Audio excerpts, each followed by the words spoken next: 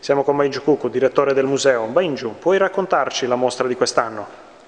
Quest'anno gli artisti invitati sono 50 e rappresentano tutte le categorie dell'artigianato sardo, partendo dalla ceramica al tessuto, dalla lavorazione del rame a quella della pelle.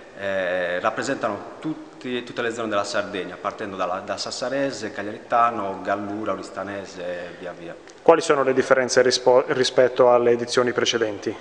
Allora, le differenze sono che la mostra viene presentata in più luoghi e quindi in più siti, il principale è quello del museo, mentre altri due sono quelli di Casaserra e Casafrongia al centro del paese. C'è qualche evento particolare che vuoi menzionare? Ci sono alcuni eventi paralleli che verranno presentati durante tutto il periodo della mostra e sono un convegno importantissimo sull'abito tradizionale sardo e una presentazione di un libro e di un documentario su Maria Lai.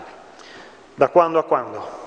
Dal 20 luglio fino all'8 settembre. Perfetto, grazie Baingiu.